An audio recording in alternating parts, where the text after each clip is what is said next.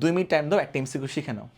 So দেখো কী দেওয়া আছে, 100 কেজি ভরের একটি বস্তুকে ক্রেনের সাহায্যে 10 সেন্টিমিটার পার সেকেন্ড বেগে, আচ্ছা দেখি কী কী দেওয়া আছে ডাটাগুলো দেখো। প্রথমে দেওয়া আছে হচ্ছে 100 কেজি ভর, তাহলে এম দেওয়া আছে, ভরকে আমরা এম দিয়ে প্রকাশ করি, এম দেওয়া আছে, স্মল এম দেওয়া আছে। একটি বস্তুকে ক্রেনের সাহায্যে 10 সেন্টিমিটার পার সেকেন্ড বেগ দেওয়া আছে ভি। আচ্ছা তো দেখো মনোযোগ দাও, ভি দেওয়া আছে, এই বেগ দেওয়া আছে ভি।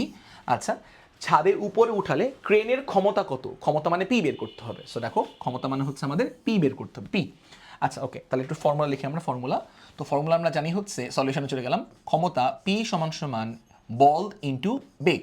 ক্ষমতা পি সমান সমান বল ইন্টু বেগ। পি মানে ক্ষমতা, এফ মানে বল, ভি মানে হচ্ছে বেগ। আচ্ছা, সো এখন এইটা হচ্ছে আমাদের ফর্মুলা। হ্যাঁ, একটু মনে রাখতে হবে, কিন্তু প্রত্যেকটার পরিচয় তোমাকে মনে রাখতে হবে।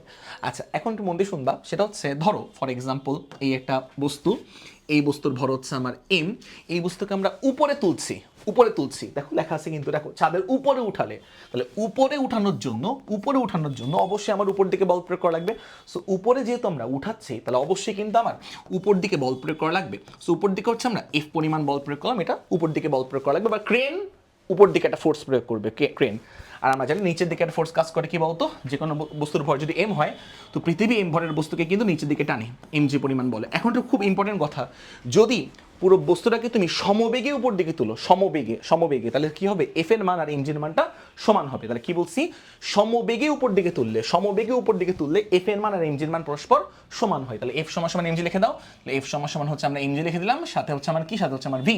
তাহলে খেয়াল করবা, এম এর হলো দেওয়া আছে, এম মানে ভর দেওয়া আছে 100 কেজি, ভর দেওয়া আছে আমার 100 কেজি, জি হচ্ছে আমার 9.8, আর ভি মানে হচ্ছে বেগের মান কিন্তু অবশ্যই দেওয়া আছে, বেগের মান দেওয়া আছে 10 সেন্টিমিটার পার সেকেন্ড। একটু মনোযোগ দাও, সেন্টিমিটার পার সেকেন্ড দেওয়া আছে, তো 10 তো দেওয়া আছে, আর সেন্টিমিটার পার সেকেন্ড দেওয়া আছে বলে আমরা 100 দিয়ে ভাগ করব যেন মানটা মিটার পার সেকেন্ডে কনভার্ট হয়।